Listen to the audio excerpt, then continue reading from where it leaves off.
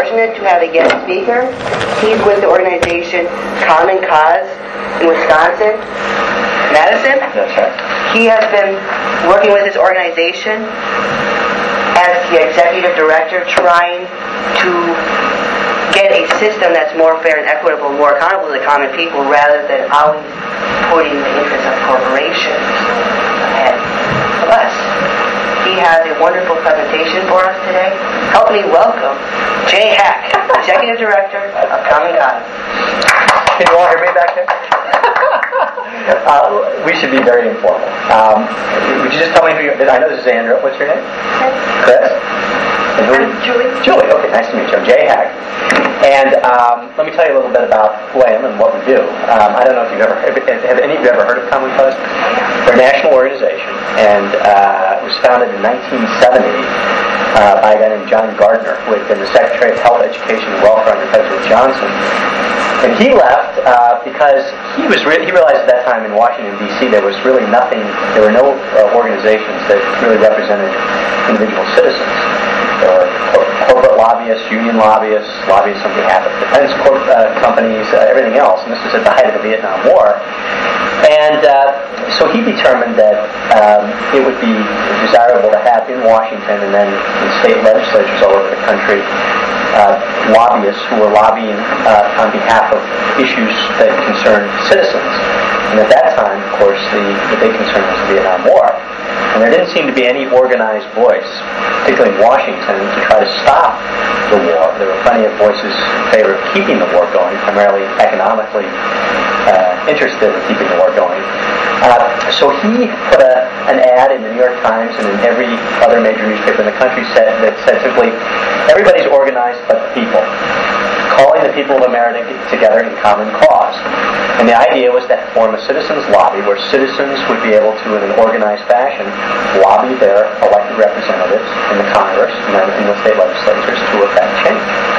And the people responded immediately. There was a huge outcry for this because people had been hungry for some outlet. And so Common Cause really became the first what we call public interest organization in the country on a grand scale. And from Common Cause, other organizations, many of them founded by Ralph Nader, started the PIRGs, Public Interest Research Groups, Public Citizen, the League of Women Voters began a more organized effort than all the environmental groups. The Common Cause really was sort of the start of it.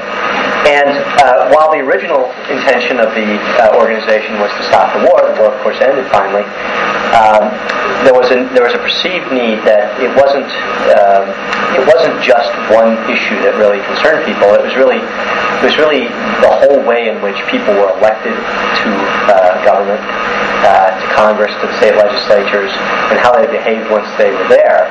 It really needed sort of a monitoring force. And so Common Cause evolved into what we call a watchdog organization, an organization that we don't take stands on issues per se, say taxes or abortion or the environment. What we're concerned about are how the people that make those decisions behave when they're in office and how they're elected. And as you might imagine, one of the concerns about when people are elected to office is where do they get their funding? Because it's often through their source of funding for the campaigns that they then become beholden to the special interest groups or wealthy individuals that finance their campaigns and carry out the agenda then of those individuals once they're in elected office. So for a long time, the primary purpose of Common Cause has been to reform the way in which campaigns are financed in this country and in this state, so that legislators will decide issues not on the amount of money that a special interest group gave them, but really more on the merits of the issues. And so Wisconsin, as you might imagine, for years, beginning in the beginning of the century, or the last century, with Robert La Follette as governor and then later U.S. Senator, was really kind of in many ways, a beacon of light compared to the rest of the nation. It was more progressive in many ways. We had the state's first income tax, progressive income tax instituted, the country's first income tax, the country's first primary system. There were a whole host of reforms. And then you may recall, you two from reading, perhaps you from experience during the Watergate scandal, when President Nixon was forced to resign, that there was a wave of reform that swept the country shortly thereafter. Nixon was forced from office, you may recall, primarily because he had tried to cover up the burglary of hired people of the Democratic National headquarters in Washington. And then once that had been discovered, he set in motion a whole chain of events to try to cover up the fact that he and his people had some complicity in that. And that ultimately led to his resignation from office. But really what Watergate was about was the fact that at that time, hundreds and thousands, even millions of dollars of cash could flow into the national political parties and could be used for these types of purposes, really nefarious, uncovered purposes. And so what happened in the reforms after Watergate really was that first at the congressional level and then across the states, was that campaign finance systems were set in place where money had to be disclosed, where there had to be there were finite amounts of money on how much individuals could give. It used to be that an individual could give $2 or $3 million to a candidate running for president or running for any office, and that was changed so that only the top individual contribution anyone could give was $1,000 at the federal level. And then finally, in Wisconsin, in 1977, we set up a system to regulate how money was given to candidates, and we also set up the nation's first partially public finance system. And that was revolutionary and key, because public financing of elections meant that it meant in Wisconsin that if you took public money, then you were foreclosed from taking special interest money. The trade-off was that by taking some public money, you didn't have to raise it. You could spend more of your time talking to people about issues, which is desirable, to find out what concerns them. Right now, or in the past, candidates spent an awful lot of time raising money, and they usually went to people with money to get the money. And so consequently, the only voices they would hear during the campaign would be people with money, and people that didn't give were left out in the cold. So that was a problem.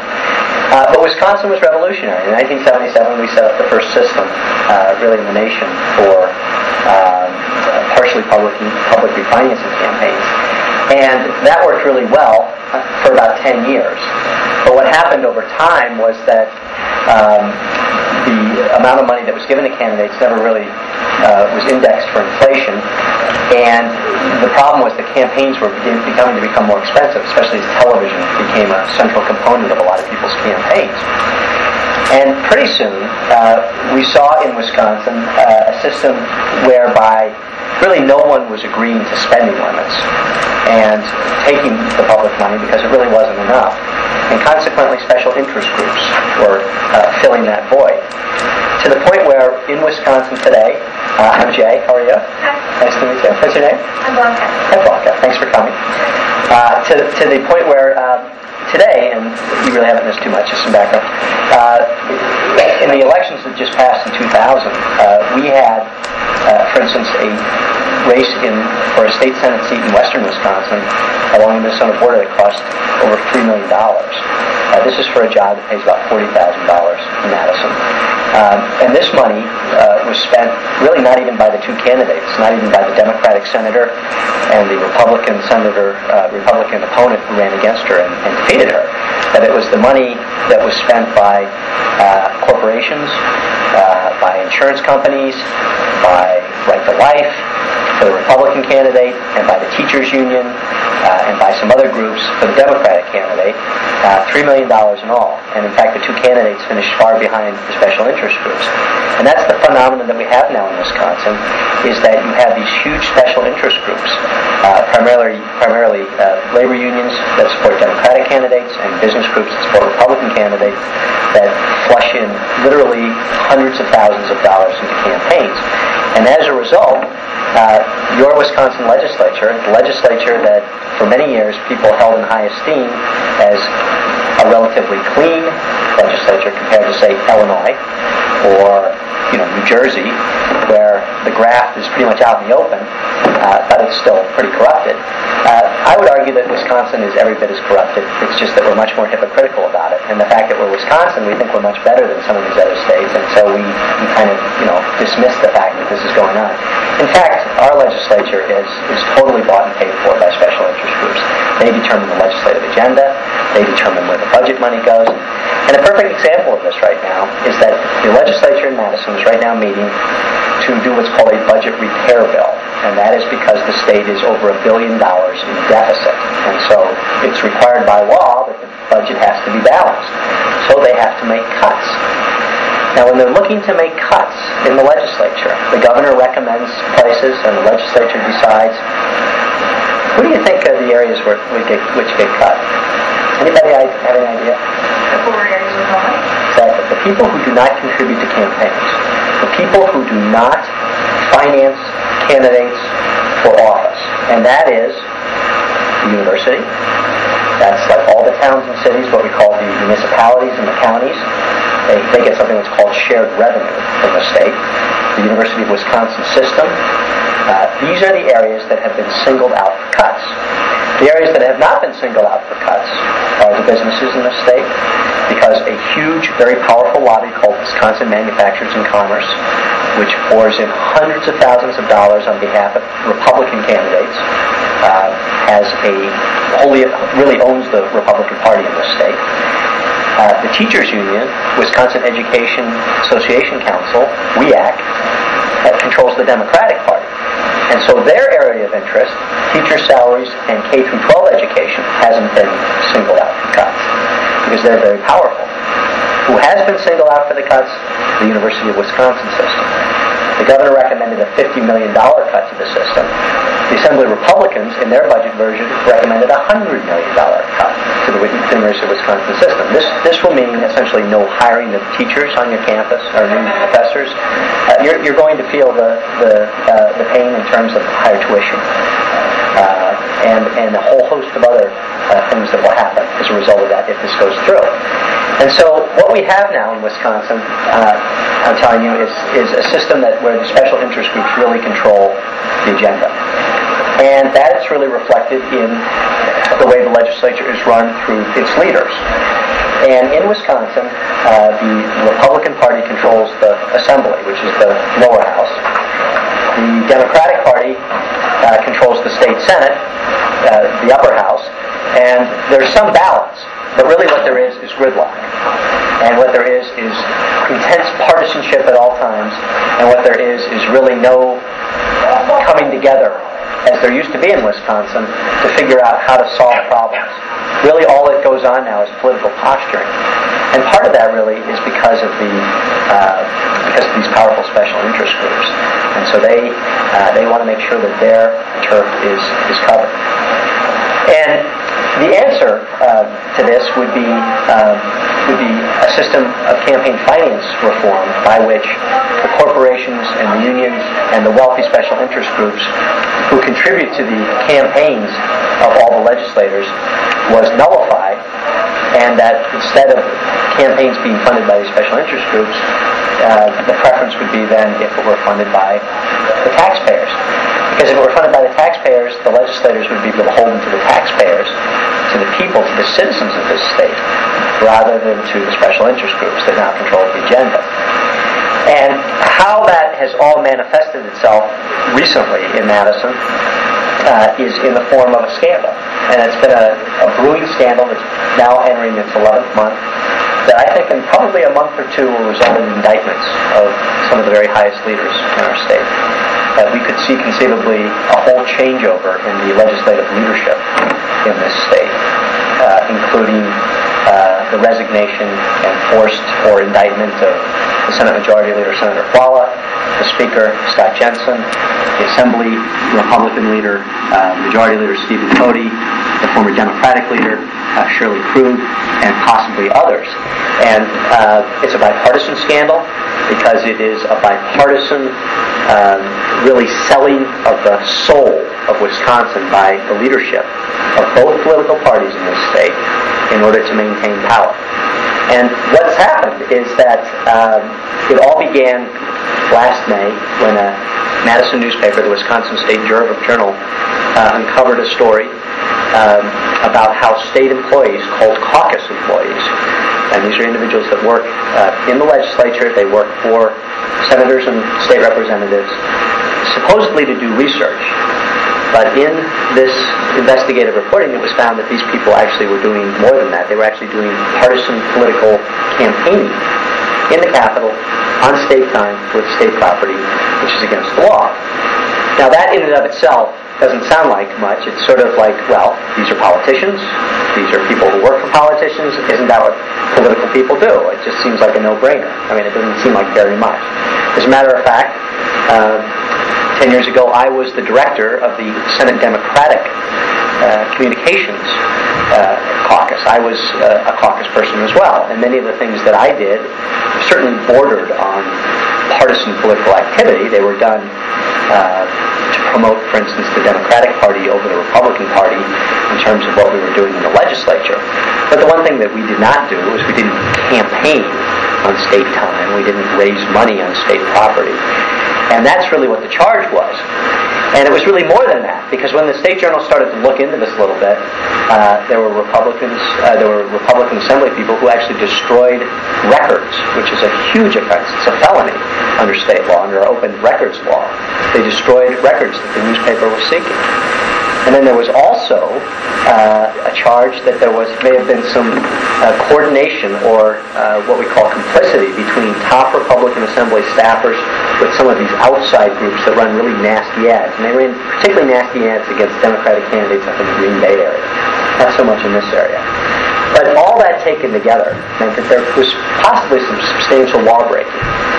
And the law breaking was bad enough. But the legislative leadership, of course, denied that there was anything going on. And the young people that work in the caucus, by and large, are idealistic. They're either young conservatives or young liberals. They're working because they believe in the system. They obviously weren't doing illegal things on their own. It was at the direction of somebody.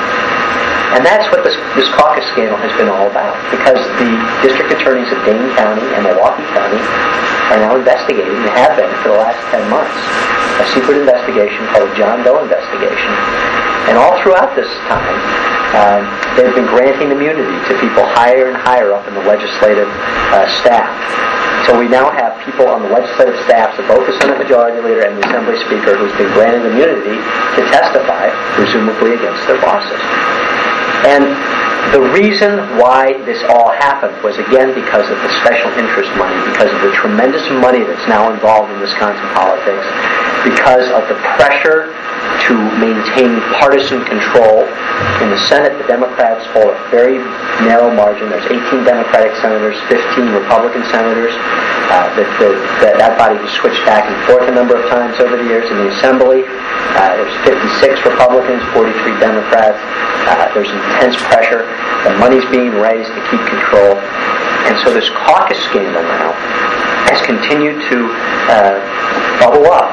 3 days after the United States began bombing Afghanistan, the leaders of the legislature decided that they would announce that the caucuses that we were talking about, they were going to abolish them. And they thought if they did that, not a lot of people would notice and the problem would go away.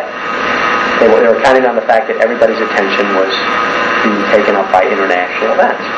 But what happened was they announced they were eliminating the caucuses. But the trade-off was they had directed the State Elections Board and the State Ethics Board to not investigate any possible abuse, any possible wrongdoing during the 2000 elections. And that was the trade-off. They would abolish the caucuses if these two state watchdog groups didn't investigate any wrongdoing. Of course, they didn't want to be investigated for fear that they would find out that there was something wrong. They did that. They also said, well, we're not really going to eliminate the entire caucuses. We're going to take some of the staff people and actually shift them into our offices. And the legislative leadership in Madison is all-powerful. They control everything. The Senate Majority Leader and the Assembly Speaker control the committee assignments. They control what legislation goes on the floor. They're all-powerful. Sometimes I wonder why we even have the other 98 members of the Assembly and 32 other state senators, because all of the power is concentrated in the hands of the leaders. Same thing with the governor. The governor of Wisconsin has the highest, most powerful veto authority of any governor in the United States. We really do have a government that consists of three individuals: the governor, the Senate Majority Leader, and the Assembly Speaker. And really, we don't really need anybody else under the way the system is currently run. And so what happened then, 3 days after the bombing of Afghanistan began, was that they announced this. But it created a firestorm. It had the opposite effect. Because my organization, other organizations concerned with good government, the press in particular, were outraged by this quid pro quo, this trade-off.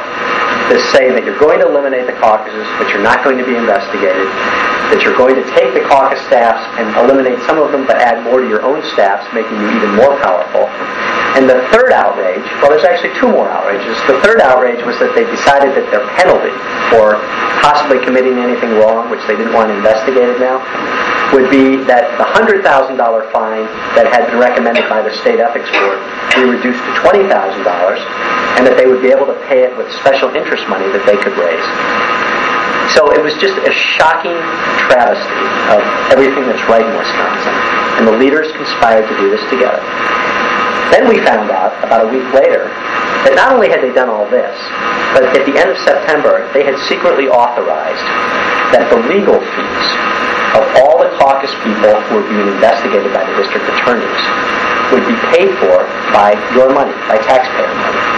And that is directly contrary to Wisconsin law, which says that no state employee may have their attorney's fees reimbursed during the course of a criminal investigation. If after the criminal investigation is complete and they're found to be innocent, then they would be eligible for it. But what the leadership wanted to do was have the legal fees paid for while the investigation was going on. Why? Hush money. Because if they were making certain that the legal fees of the people who were being called to testify against them was being paid, the people who were testifying would be less likely to tell the truth because they didn't want to have their legal fees be cut off, you see. So the leaders, outrageous that they did this. The Attorney General of Wisconsin, Jim Doyle, said this is illegal. You cannot do this. We have to sue to stop this. But of course the Attorney General is running for governor. And in order to go to court under Wisconsin law, he needed the authorization of Governor McCallum. Well, McCallum didn't want Jim Doyle looking like a white knight in shining armor, and so he denied Doyle the authorization to go to court to stop the payment of his legal fees. That's the first thing. The second thing is that the governor's legal counsel used to work for the Assembly Speaker and also worked for a law firm that was representing some of these people who were being investigated and were getting tens of thousands of dollars in legal fees. So there was all this conflict of interest going on. Sounds like a good movie. It was a great movie. It's a great movie. And this is Wisconsin. Now, this is the kind of thing you expect in Illinois, but this is Wisconsin. And so what happened was, finally, on December 6th, when after the governor had denied Jim Doyle the power to go to court to stop these fees, my organization stepped in and we filed suit in the Dane County Circuit Court to have these legal fees stopped. It's not that we want to deny the young people who are involved in politics, usually for idealistic purposes, counsel. We think they should have attorneys. But it's against the law for you, the taxpayers, to be reimbursing them during the course of the criminal investigation. We're all for paying them and having them reimbursed if they're found innocent, but not while they're being investigated. And so that small component is part of the larger caucus scandal, which is part of the whole special interest mess that now controls your state government.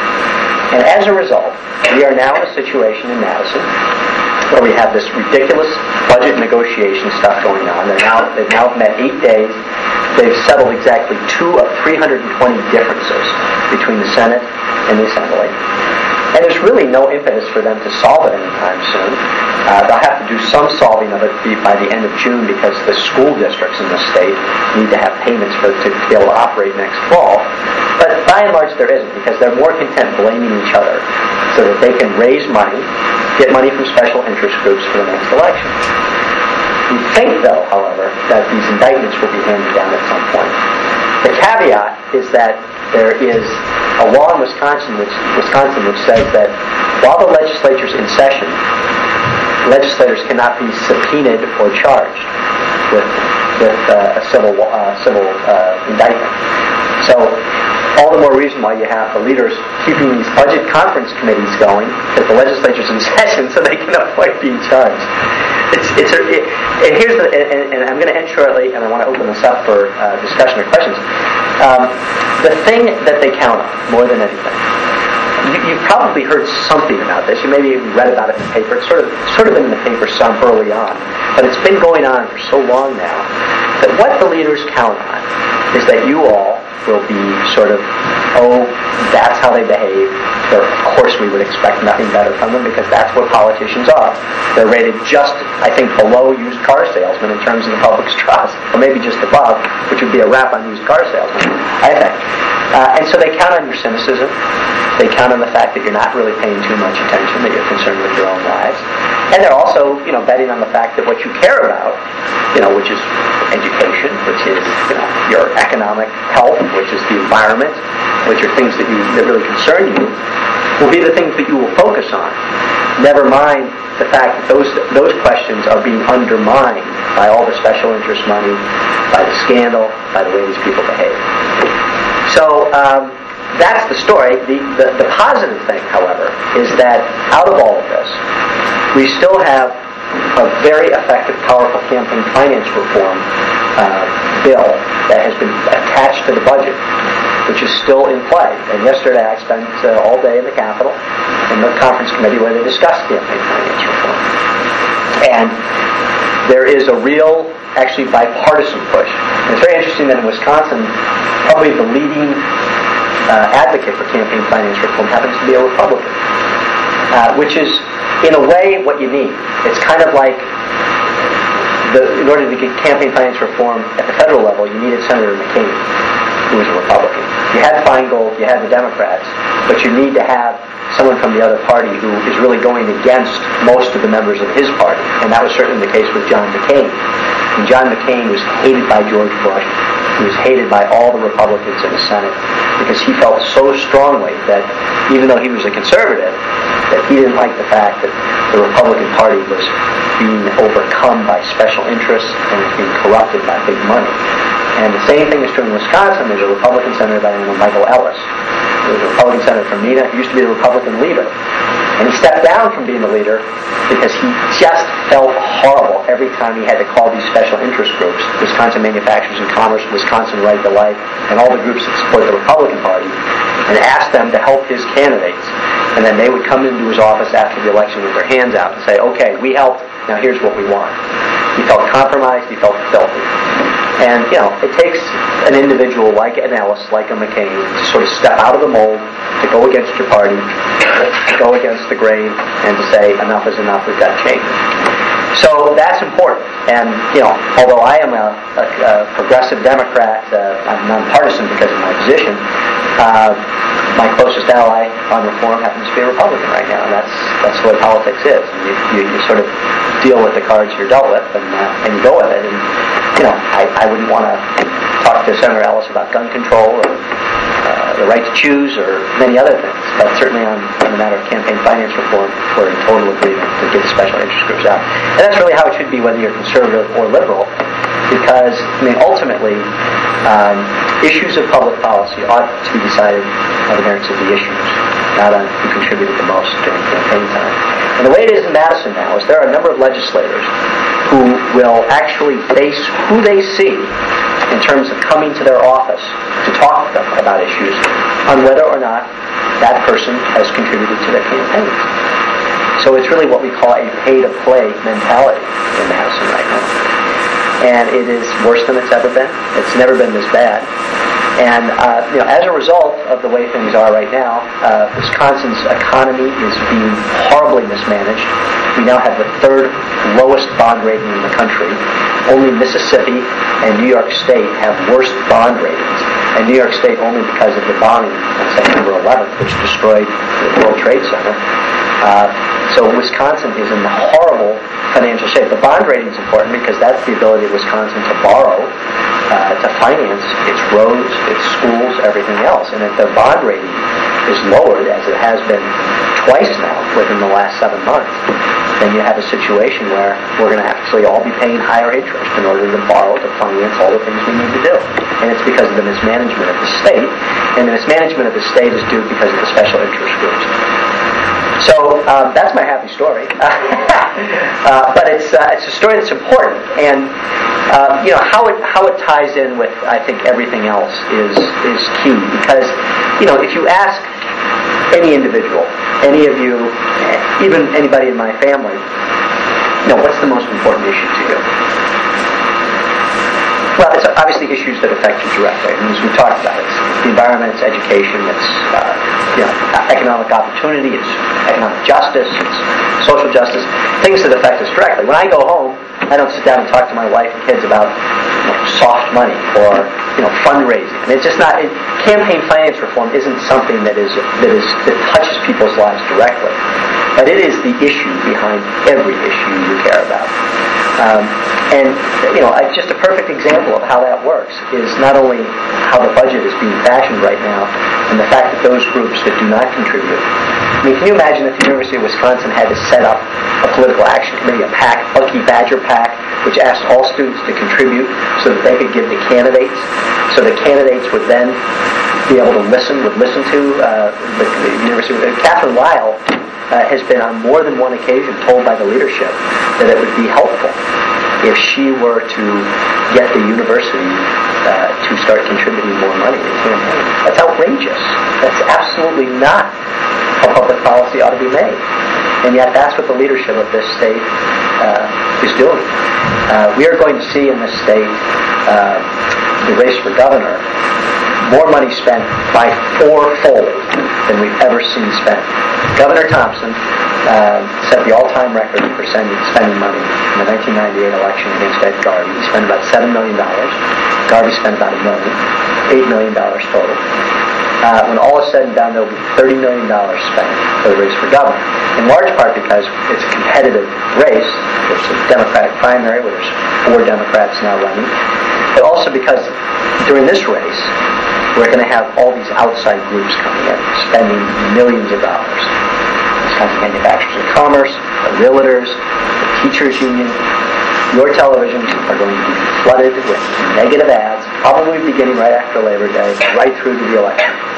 And you'll be subjected to a real nasty slugfest. But all that comes with a price, because after the election's over, all those groups that ran those ads, win or lose, come to the Capitol. It really almost doesn't matter if you lose, because you can go to the Capitol, and even though your candidates may have lost, the fact that you have the ability as an outside interest group to spend $300,000 or $400,000 on TV scares the hell out of the legislature, scares the hell out of legislators, and they're like jelly. They're just like putty in the hands of these special interest groups.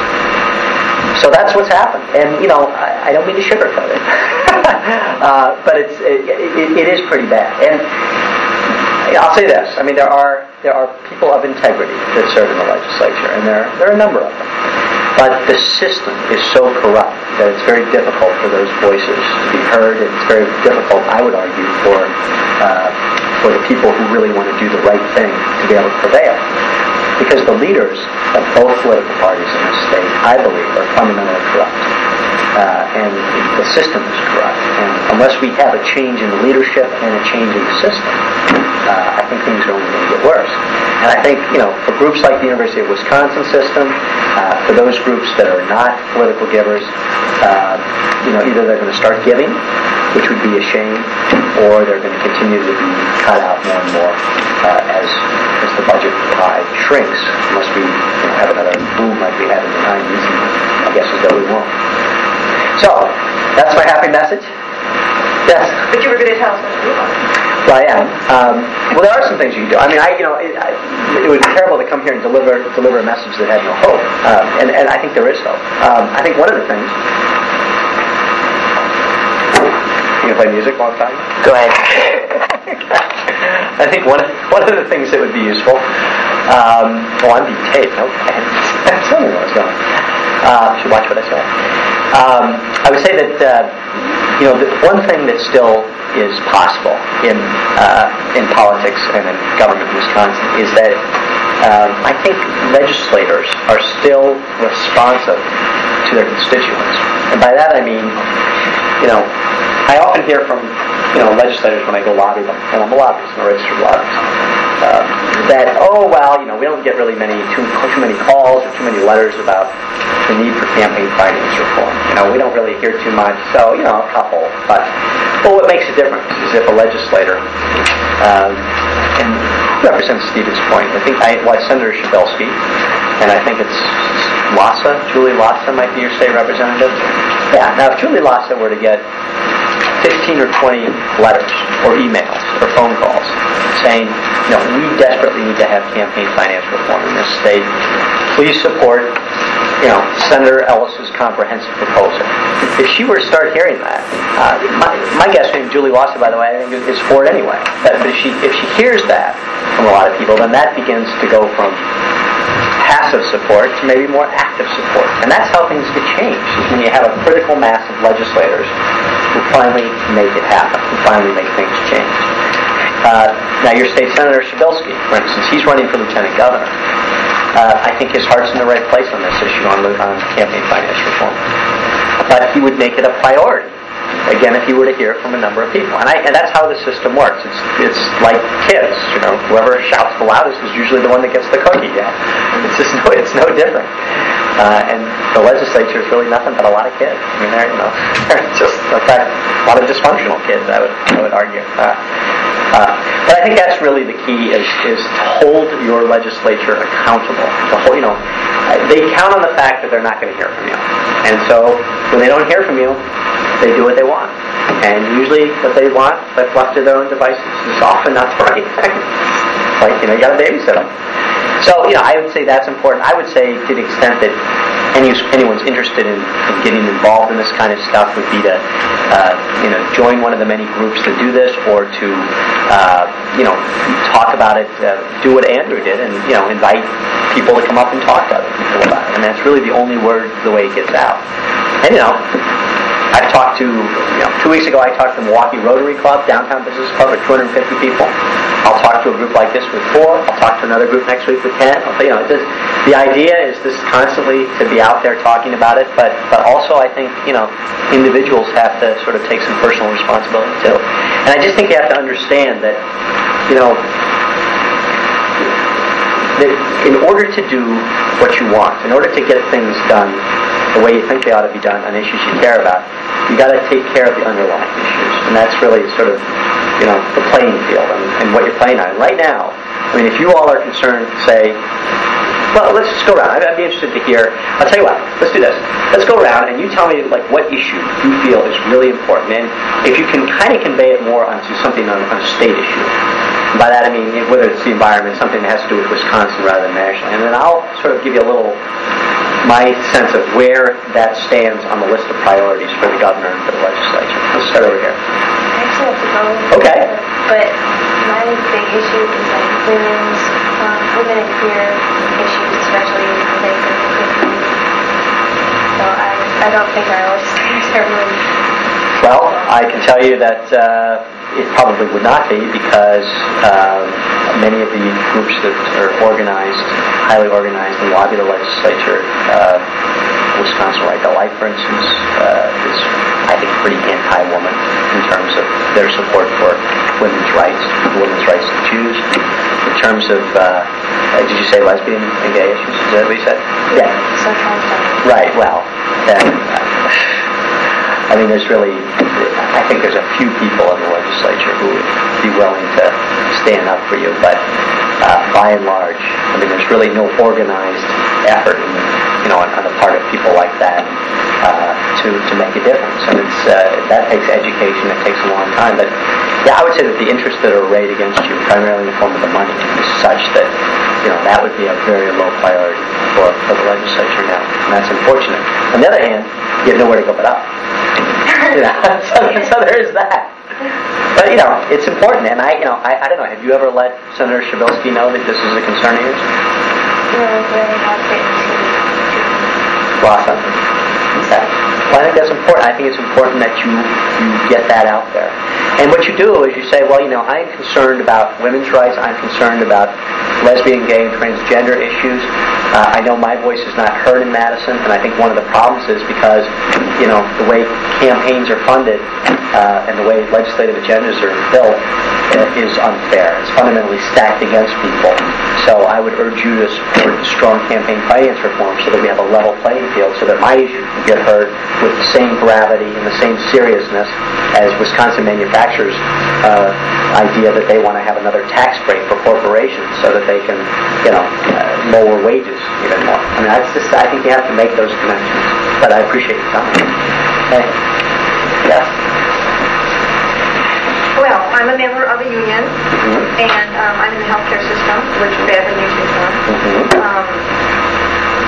I'm involved in the Green Party. Okay. So I think Ralph Nader really, I thought, made the country aware of the necessity of having campaign finance reform. Because I think unless we get that, we're not going to get anything else ever. There are a couple voices out here, but nobody really listens. But you're right, I haven't ever written to my senator either. I'm going to. Oh, good. So to me, that's the main issue, because nothing else is going to happen unless we get a special interest on the way.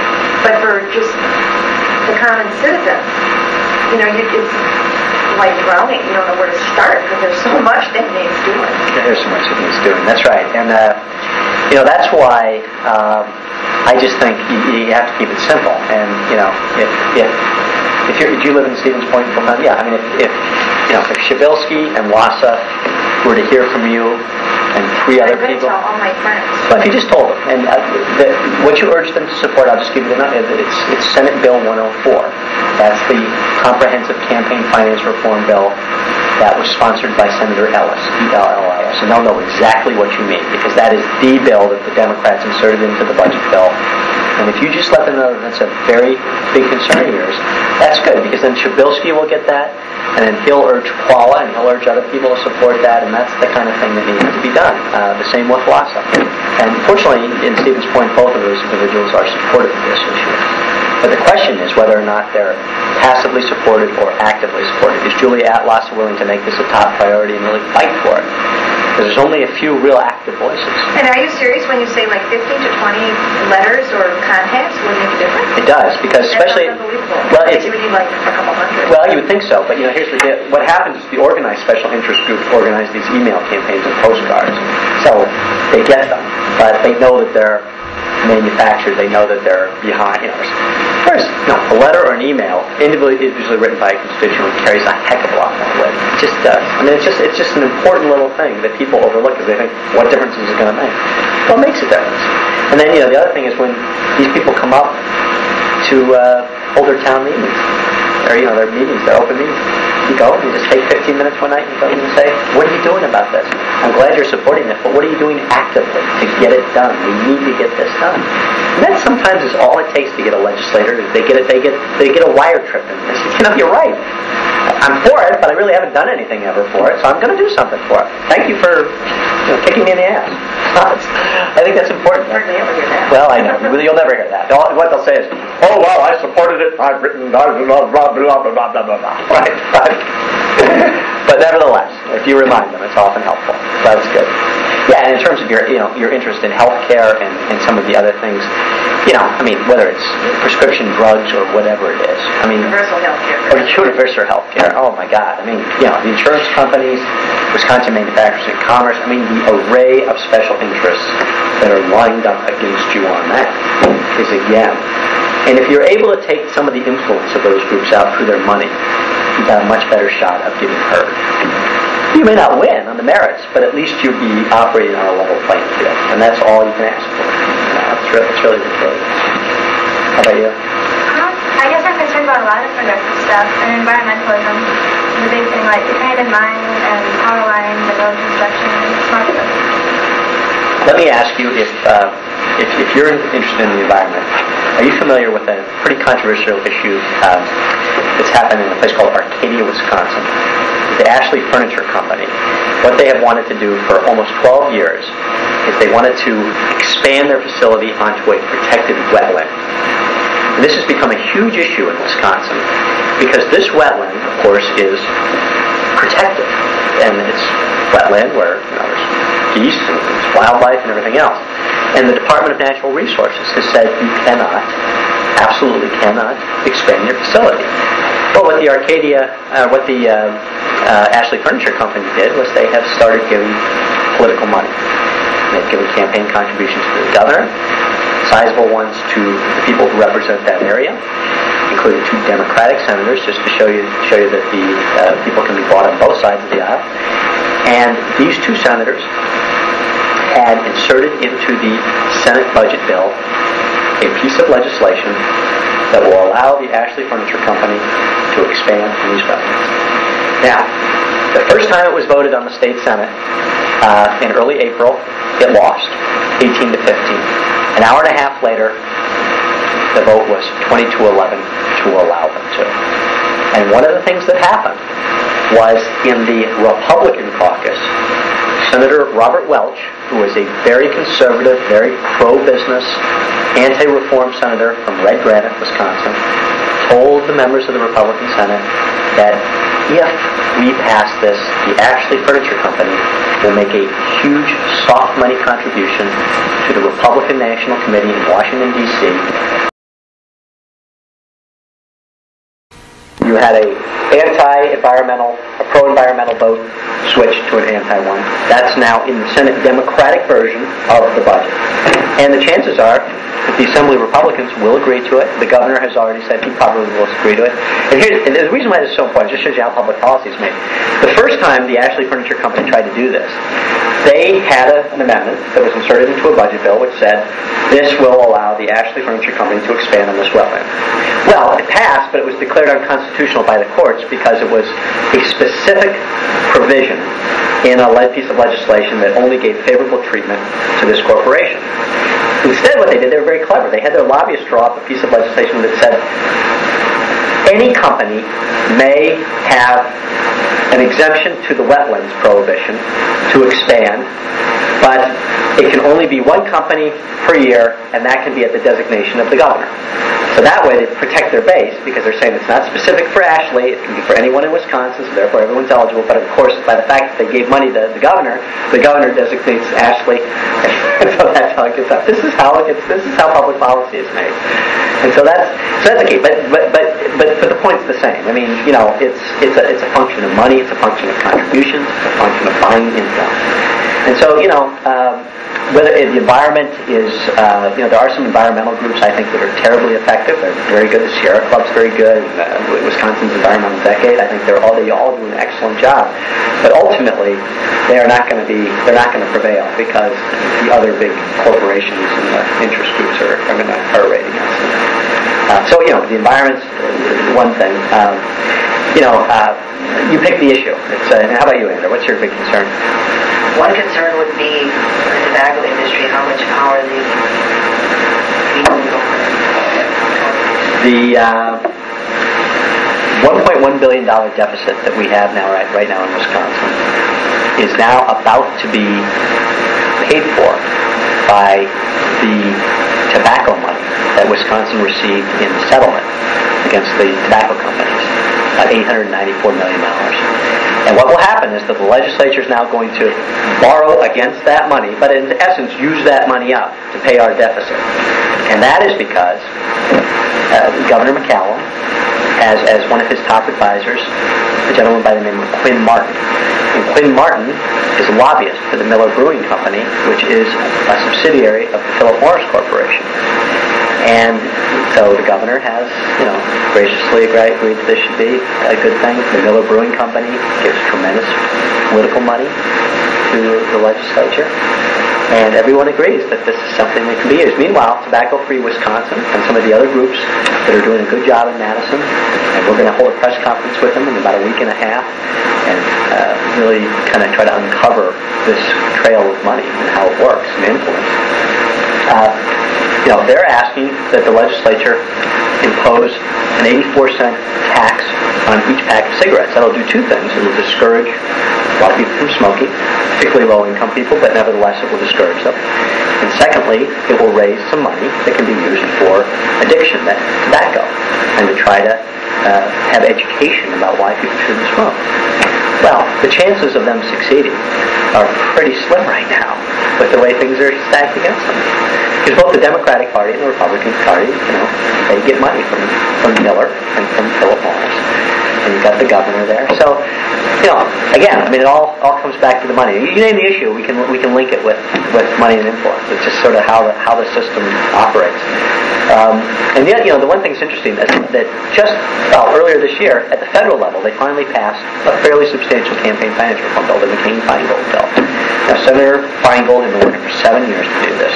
And the joke was that, if Wisconsin can't pass reform before the Congress, there's something wrong with us. Well, we haven't passed reform, and the Congress did.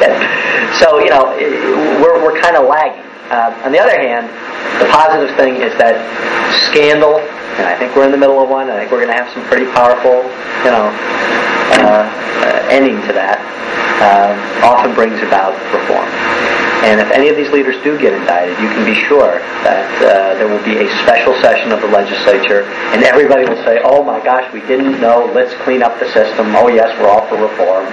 It's just how it happens. But that's okay, we'll take it however we can get it.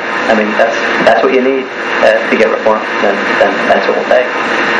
So, but, that's kind of it. Any others? Well, I've been interested in Common Cause since I first heard about them. How exactly do you track all this stuff? There was the article in the State Journal. Sure. But certainly you don't wait for the newspaper to tell you what's going on. Well, in Madison, there's myself, and I have two, I have a full-time, I'm a volunteer, and I have I have 2 student interns from UW-Madison, one's from UW-Madison, one's from the Madison Area Technical College, who come in, and, we do internet searches, we go to the elections board, we look up campaign contributions.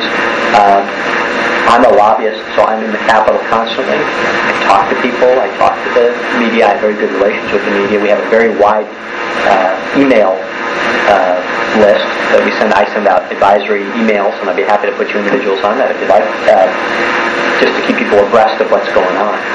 Is there still a Common Cause magazine? The magazine, actually, because of like so many public interest groups, we had to the national organization had to get rid of about 5-6 years ago. They stopped publishing it. Instead, they send out periodically newsletters, and much of the information, the special reports that were contained, like there is a special report on the influence of the tobacco companies, or how environmental degradation is caused by big money or healthcare. Those are often contained in special reports which you can get either on the Common Cause website or through the email listserv. And that's how a lot of public interest groups are going now. Through email, it's free by and large, is really the way to go. And that's how a lot of people get their information. And what do you lobby for? It seems not to jive that if you're involved in Common Cause that you would also be a lobbyist. Well, I'm a lobbyist for Common Cause. I'm a lobbyist for campaign finance reform. I'm a lobbyist for open records, open meetings. But in order to, the way a lobbyist is defined in Wisconsin is that if you have more than 5 contact hours with a member of the legislature or a legislative staff person, you have to register as a lobbyist and pay a lobbying fee. So I'm a good lobbyist. I'm not a bad lobbyist. So you talk to people and say you need to make sure that the records are open? Absolutely. And I helped Senator Ellis and others draft the campaign finance reform legislation. I'm a legislative drafter, and we sit down and we say, what can we do to improve the system, and how can we do all this? And so most of my time is spent lobbying in the Capitol, individual members of the legislature. And by the way, what's interesting now, we have the majority of the members of the legislature are in favor of campaign finance reform. The problem is that a number of the key leaders, particularly the Republican Party on the Assembly side, Speaker Jensen and the leadership, are not. Because Wisconsin Manufacturers and Commerce, the Realtors, and some of the other groups are very, very vehemently opposed to reform. Actually, so is the teachers union. Why? They like the status quo. They love it the way it is. They love the system so that they can have their puppets. WEAC likes to be able to control and pull the strings of the Democrats. WEAC and the Realtors love to be able to control the strings of the Republicans. So they even share the same attorney on the matter of campaign finance reform. It's just, it's sort of, they spend millions of dollars going at each other, but they're complicit in trying to keep the system the way it is because it benefits them. It's really kind of a small evil world. But yeah, what I want to give you is this is it was an editorial that was written by the Appleton Post-President in December. But what it really does, I think, is it nicely incorporates the the caucus scandal with reform and kind of what the problem is in Wisconsin, and just gives you a little information about what's going on. And if you're interested in either membership or be on our email list or something, you can just fill this out and send it to us, and I'd be happy to add you so that to keep you informed. But I just think anything you do will help, because right now they're counting on you not doing anything, and that's how they like it. They like it when their constituents are silent. They hate answering mail. They hate listening. They hate it when you have ideas for it. I'm joking, of course. I mean, some are, and they're conscientious. And actually, to the best of my knowledge, I think Julie Loss is very good. And, I mean, there are a lot of good people, but the system is very bad. But I think reform would help the legislature. I mean, it would help them. They'd be more independent. They'd be able to actually make decisions, not based on fearing for their election. And there'd be more courage, I think. And I think they want to do the right thing. I think most people get elected office to do the right thing, and then they just become co-opted by the corruption. So anyway, it's the other thing I would tell you too is that reform. The president of our organization, or past president, was a guy named Archibald Cox, who was actually the lead prosecutor in the Watergate scandal. He actually prosecuted President Nixon and some of the other people, and he was the president of Common Cause for many years. And he's always compared this issue, campaign finance reform and cleaning up corruption, to women's rights and civil rights. It takes decades. It takes a long time. It's not for the faint of heart. It's not for people who expect immediate results. And I've been in this position for 6 years. By the way, previous to being a Common Cause, I used to run political campaigns for a Democratic congressman in Pennsylvania, and I was his legislative director, and I was his fundraiser. And if you don't think that was inherent with conflict, here I was making public policy recommendations to the congressman, also raising money for his next campaign from special interest groups. That's how usually the staffs are in Washington. And so, obviously, I was compromised, because the decisions I was trying to make couldn't be totally free on whether it's the right thing or whether this will anger some particular special interest group who might either be against us or not provide us with money we needed for our next campaign in order to buy 30-second ads to be on television so we wouldn't be defeated. So, that's one of the reasons why I left the legislature. It was too compromising. And so, it's the system that we have. Nevertheless, having said all that, I think it can be fixed. And I think, what it really is a matter of will. It's a matter of will and of people pressing and pressing and pressing. So I think it's a good message. I'm not trying to discourage you. But I just wanted you to know that I think the problem is more serious than anybody realizes. That's all. And this is Wisconsin. I moved here in 1988 from Washington, D.C. Because I had heard that this was a clean state, that this was a state that was corruption-free. And I found out pretty quickly that, that it's not. A lot of hypocrisy there. So. Must be almost more than That's right. There's many of those. But the beauty of Illinois is that their corruption is in your face and it's out in the open. Here, it's like the ant in the attic. It's like nobody wants to talk about it. I'd rather have it out in the open where I can deal with it. It's, at least it's honest. Here, it's very. Are there any publications other than obviously the Common Cause newsletter that you would recommend to, keep track of what the hell's going on in the world that nobody else is telling us? Yeah, I think there are. Or in this country, I guess. Yeah, I think there are. There is a publication called The American Prospect, which I'm sure you can get at the library, that comes out every... Is that new? It's been within it's probably 8 years old, 7 years old. It's kind of a left-of-center publication, but I think they do a good job of making the connection between money and politics. The American Prospect's good. The New York Times, I think, frankly, covers money and politics terrifically. And certainly their editorials are right on target. That's on a national perspective. On the state perspective, I think the Milwaukee Journal-Sentinel is a very good source. They're very concerned about corruption in politics. And there's actually, if you ever go to their website, it's JS Online, www.jsonline. JS. JS, Journal-Sentinel, JS Online. you can go to a section that's called the Caucus Scandal, and it will give you all the articles, past articles about it, in chronological order.